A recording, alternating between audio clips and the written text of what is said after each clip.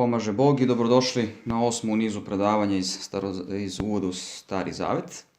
Današnja tema je starozavetni kanon kod pravoslavnih, rimokatolika i protestanata.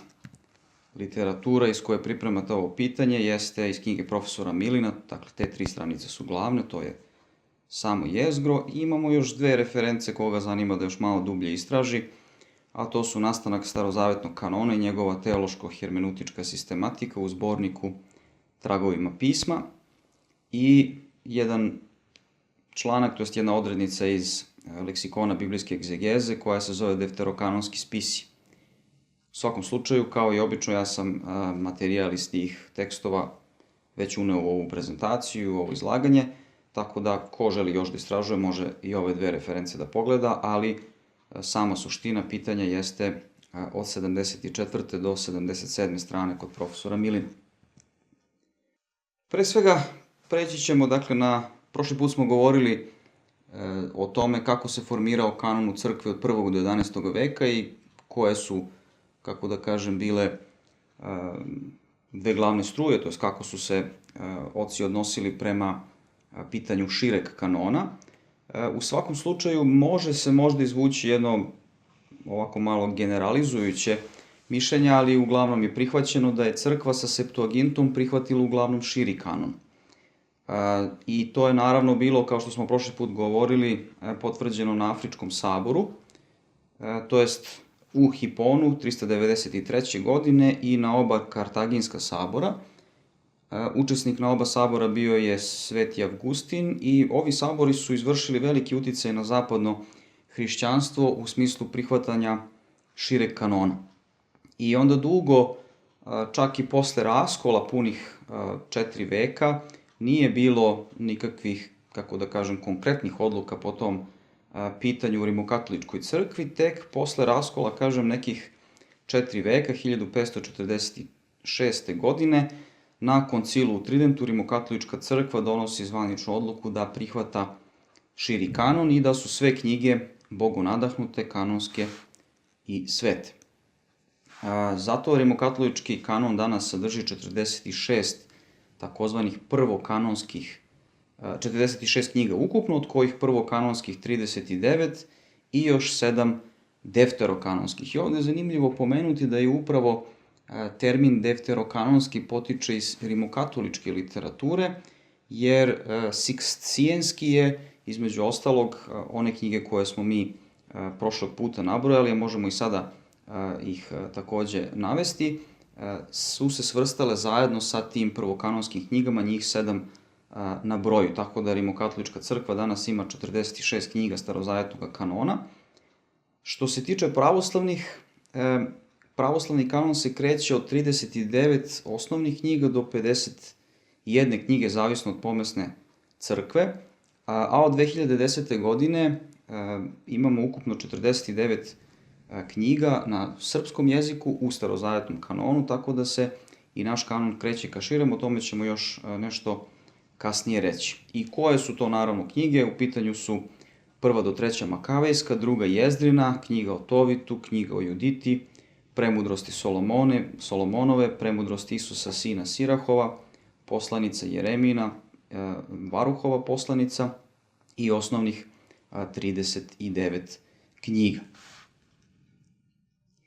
Što se tiče protestanata, na samom početku reformacije Luter je sam prekrojio kanon, čak je zadržao bio recimo 1. Makavejsku, ali izbacio neke knjige koje su imale jasan kanonski status, kao što je Jestira, 1. i 2. dnevnika i knjiga propovednika, ali je na inicijativu Andrije Kalštata, njegovog prijatelja i teologa takođe, naveo da ipak knjige judejskog kanona nazove prvokanonskim i da ostavi kanon kakav je zatekao, a da defterokanonske knjige nazove apokrifnim, dakle da ih u potpunosti izbaci iz kanona, i onda je to pravilo posle uvedeno u veroispovedanje na saboru u Dordrechtu 1618. godine.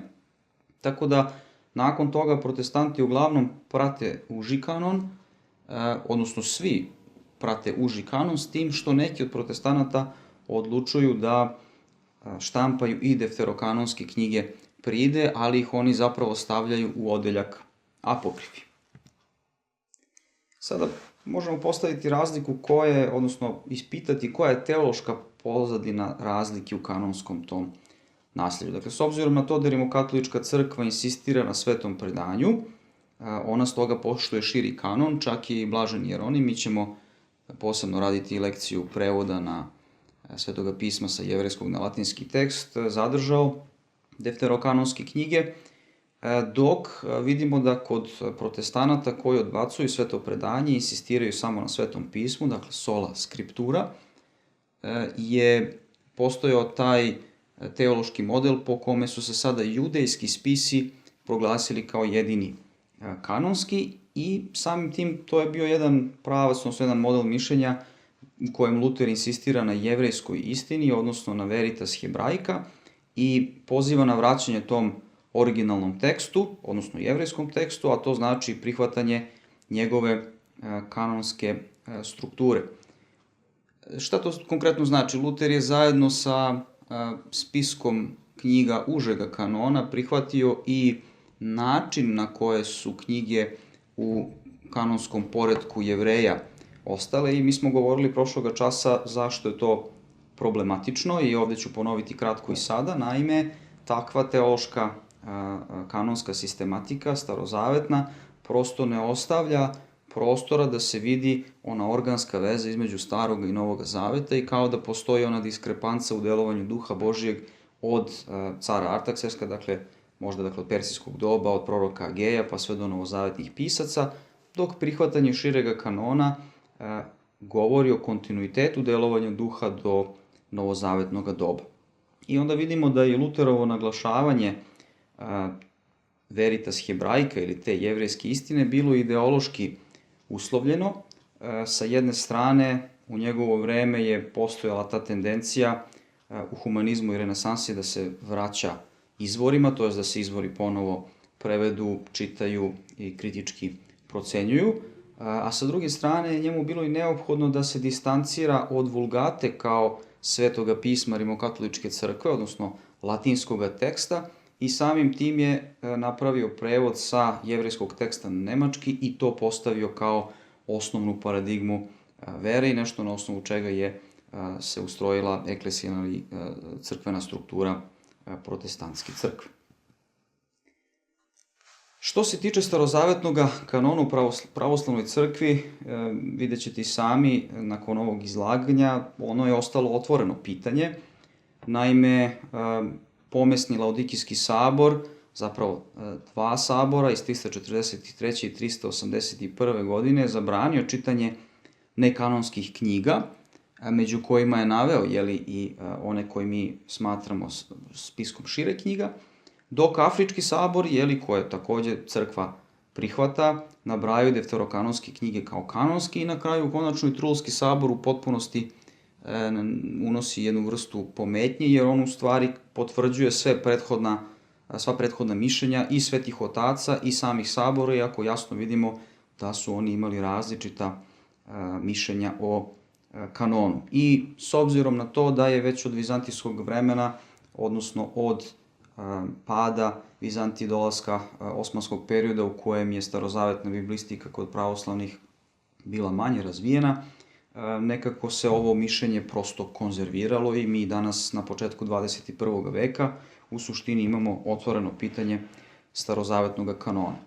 Ono što je možda kod pravoslavnih dobro jeste, neki smatraju danas da je sam način odnosa prema starozavetnom kanonu, to jest neka vrsta otvorenosti da te knjige nisu do kraja definisane, u stvari pokazuju onu slobodu koja je nekako odlikovala pravoslavlje od samoga početka, da sada ne mora da se donese neka konkretna odluka, to jest da se nekom odlukom sabora, kao što je to kod rimokatolika učinjeno, obavežu vernici da prate širi ili uži kanon. U svakom slučaju, crkva danas koristi i te knjige, samo naravno postavlja se pitanje u kom smislu, neki teolozi ih smatraju bogonadahnutim i svetim, neki čak i kanonskim, neki opet navode naziv defterokanonskim i tako dalje. Vidjet ćemo da tu postoji mnoštvo mišljenja.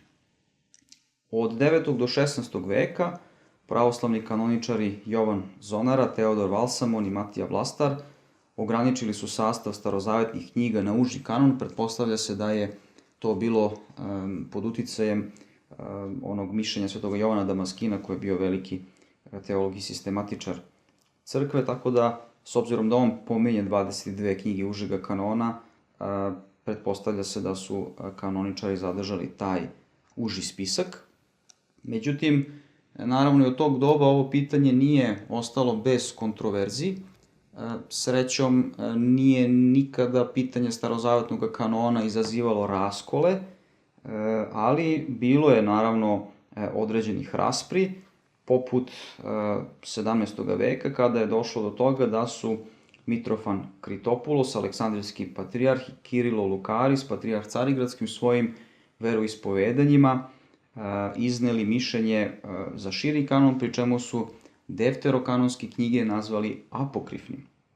I u tim svojim veroispovedanjima mnogi su prepoznali jedan protestantski uticaj, s obzirom na to da su oba arhijereja bila školovana u zapadnoj sredini, dakle u Švajcarskoj, konkretno u protestantskoj sredini, tako da je to naišlo na određene reakcije i pomesni sabori su se dogodili u Carigradu, Jašiju i u Jerusalimu, koji su osudili mišljenja Kritopulosa i Lukarisa, tako da su na neki način odbacili ova njihova veroispovedanja, a sabor u Carigradu 1642. donosi sledeću formulu. Ono kaže: defterokanonske knjige su nekanonske, ali ne treba da budu odbačene kao paganske i profane, nego se imaju smatrati za korisne i vrlinske, to jest poučne. Dakle, vidimo da iako sam taj termin defterokanonski nije smatran kanonskim, ove knjige ne treba odbaciti, to jest ipak je sabor u Carigradu pokušao da zadrži taj jedan otvoren pristup pitanju kanona. Što se tiče pitanja kanona u Ruskoj pravoslavnoj crkvi, u 17. veku Teofan Prokopović, arhijepiskop Novgorodski i prijatelj Petra Velikog, u knjizi Hrišćansko pravoslavno bogoslovlje zauzeo se za uži kanon, a inače je uticaj Prokopovića bio veliki na rusku misao, koji je opredelio zapravo i današnje mišljenje Ruske pravoslavne crkve ka užem kanonu. To se možda ponajbolje vidi u katehizisu mitropolita Filareta Drozdova, koji kaže da su kanonske knjige bogonadahnute i sadrže večne i nepromenjive istine, a ostale su nekanonske i nisu bogonadahnute, iako su napisane od pobožnih pisaca. Dakle, misli konkretno na te defterokanonske, na knjige šire kanona. Mitropolit Makarije Bulgakov u svojem delu Uvodu pravoslavno bogoslovlje deli knjige na kanonske i nekanonske i pritom navodi Melitona Sarskog, koji je zbog putovanja po Palestini se zauzeo za uži kanon. Takođe navodi i odluke Laodikijskog sabora i zapravo sve odluke sabora koje favorizuju mišljenje ka užem kanonu. Bugarski starozavetnik Markovski je pratio uticajno mišljenje Rusa, a to je isto stanje i u Rumunskoj pravoslavnoj crkvi, da je do dana današnjeg, evo već imam nekih informacija, već na početku 21. veka u njihovim uvodima i priručnicima za Stari Zavet se jednako kao i kod Bugara u njihovim zbornicima favorizuje mišljenje ka užem kanonu, u kojima se defterokanonske knjige smatraju nekanonskim. Čak se, na primer, tu na neki način dolazi i do same, kako da kažemo, nedoumice po pitanju uopšte terminološkog naziva defterokanonskih knjiga ili knjiga širega spiska. Upravo iz tog razloga, jer već samo kad kažemo defterokanonske, već podrazumevamo neku sekundarnost u odnosu na ove protokanonske. Sam izraz, kao što rekoh, potiče više iz rimokatoličke sredine, gde se defterokanonske knjige smatraju takođe kanonskim, ali su opet, kako da kažem, ušle tek u drugom periodu u kanon, pa se zato u temporalnom smislu smatraju odnosno drugog kanonskim, jer su u drugom vremenu, to jest u potonjem vremenu, bile primljene u kanon.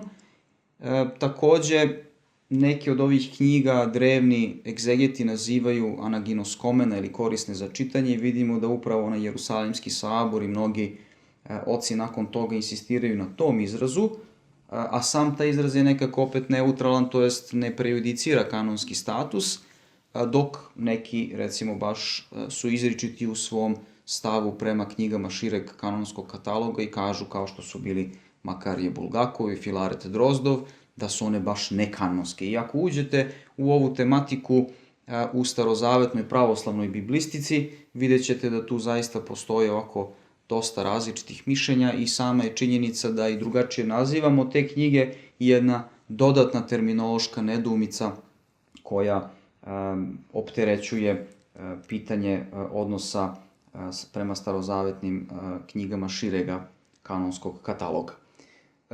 Pritom takođe treba dodati da i kod Grka, s obzirom na to da su prihvatili naravno Sveto pismo iz Septuaginte, ipak idemo ka širem kanonu, to jest većina grčkih teologa, osim nekoliko izuzetaka, prati širi kanon i sada vidite jasnu razliku između ruske tradicije, zajedno dakle bugarske i rumunske, koja prati uži kanon, i ove u Grčkoj koja prati širi kanon. I naravno postavlja se pitanje kakvo je naše današnje mišljenje prema pitanju knjiga širega kanona. U svakom slučaju, pošto su Srbi primili Sveto pismo iz pera Kirila i Metodija, dakle iz njihovih prevoda, i kasnije su tim prevodima takođe pribrojene i knjige šireg kanonskog kataloga, pretpostavlja se dakle da smo mi, kao i drugi pravoslavni koji čitaju ili koriste ove knjige i u bogoslužbenom poretku, prihvatili i širi kanon, jer, na primjer, do dana današnjeg u Parimejniku naćete čitanja iz premudrosti Solomonovih, iz premudrosti Isusa sina Sirahova i poslanice Varuhove. I naravno to pokazuje da zbog prevoda Svetoga pisma sa Septuaginte na staroslovenski je u našoj sredini dugo bilo praćeno, prosto ako nije bilo rasprava o tome da li su kanonske ili nekanonske, ali u svakom slučaju te knjige su bile prisutne u kodeksima Svetoga pisma. Sa druge strane, kada je Đuro Daničić prevodio Stari Zavet, to će nam biti posebna lekcija, on je se za sredstva obratio jednom protestantskom biblijskom društvu koje je ipak odlučilo da mu plati samo za one knjige užega kanona, jer naravno samo su ih oni smatrali svetima, i on u tom smislu je Daničić ostavio starozavetni prevod bez knjiga širega kataloga i u tom smislu od polovine 19. veka pa sve do 2010. godine ovo biblijsko blago je bilo nekako nepravedno zapostavljeno i suštinski nekom širem auditorijumu na savremenom srpskom jeziku nije bio ponuđen ovaj biblijski materijal. I tu, kako da kažemo, nepravdu, istorijsku, su uspeli da prevaziđu mitropolit blaženo počivši Amfilohije i episkop Atanasije Jeftić, jer su oni od 90-ih na ovamo prevodili knjige širega kataloga i znatno se zauzeli za to da se ova biblijska građa takođe nađe pred srpskim čitaocima.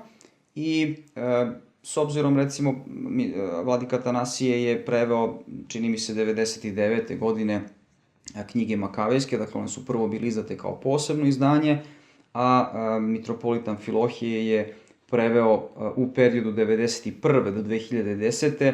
premudrosti Solomonove, premudrosti Isusa sina Sirahova, Juditu Varuha, Tovita i poslanicu Jereminu, dakle ukupno 7 knjiga, a on je preveo i dodatke za knjigu proroka Danila, dodatke Jestiri i u drugoj dnevniku, dakle konkretno Manasinu molitvu. I u tom smislu gledano, sve su ove knjige tek od 2010. godine bile utelovljene u sinodsko izdanje Svetoga pisma Staroga Zaveta na srpskom jeziku, tako da ako pogledate Sveto pismo od vas koji su uzeli knjigu, kupili od 2010. sa sinodskim blagoslovom, taj kodeks sadrži danas ukupno 39 protokanonskih i 11 defterokanonskih, ukupno 50 knjiga.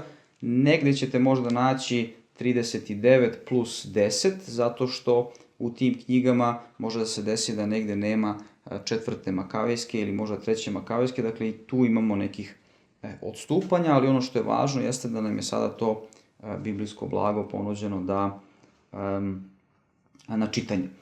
Sada o samom statusu tih knjiga imamo tek nekoliko sporadičnih mišljenja vladike Atanasije i mitropolita Amfilohija i evo navešću upravo jedno mišljenje vladike Atanasija i koje je objavljeno u pravoslavlju povodom izdanja tih defterokanonskih knjiga i vladika Atanasije kaže sledeće. Ovih 11 starozavetnih defterokanonskih, ali takođe bogonadahnutih knjiga sada se zajedno sa prvokanonskih 38 pojavljuju prvi put u savremenom srpskom prevodu, kao što su do sada bile zajedno sa ostalim starozavetnim knjigama u grčkoj i slovenskoj Bibliji. On dalje navodi, kao dodatak uneta je sada i 4. knjiga Makavejska, pošto se ona nalazi pridodata najstarijim grčkim rukopisima Svetoga pisma Starog zaveta iz 4. i 5. veka. Napominjemo da se izraz širi kanon ovde koristi za sve one bogonadahnute knjige Staroga zaveta. I sad vidite, ako uporedite, na primer, sa odlukama Carigradskog sabora ili sa mišljenjem Filareta Drozdova i tako dalje, ili Makarija Bulgakova, vidjet ćete oni nisu toliko slobodni da ih nazovu bogonadahnutim, nego ostaju pri onoj drevnoj formuli da su u pitanju knjige koje su korisne za čitanje i koje vode ka pobožnosti. I vidjet ćemo ovde da upravo mišljenje vladike Atanasija i mitropolita Amfilohija na neki način pomeraju status tih knjiga defterokanonskih ka onom njihovom kanonskom statusu. Sad naravno ne možemo ni mi kao pomesna crkva doneti neki konkretan zaključak po pitanju kanona, to je trebalo da bude pitanje velikog pravoslavnog sabora koje je trebalo da se održi, odnosno bile su pripremne konferencije. 1961. godine na jednoj od tih pripremnih konferencija za Sveti Veliki sabor bilo je u vidu da se i pitanje kanona uvrsti kao takvo i onda i sami znate 2016. godine kada se održao Kritski sabor, to pitanje nije uopšte bilo razmatrano, a i naravno ostale su polemike da li je u pitanju Sveti Veliki sabor ili tek neki lokalni sabor, s obzirom na to da nije učestvovala Ruska pravoslavna crkva, Bugarska i Gruzijska.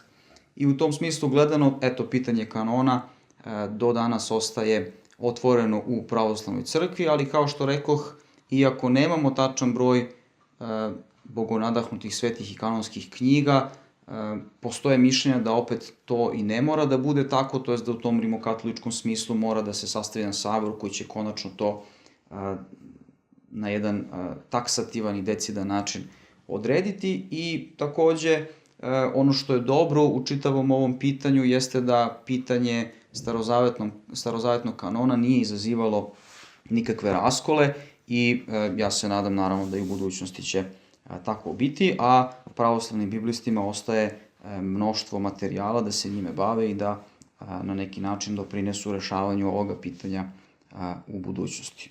Toliko što se tiče lekcije starozavetnog kanona kod rimokatolika, pravoslavnih i protestanata.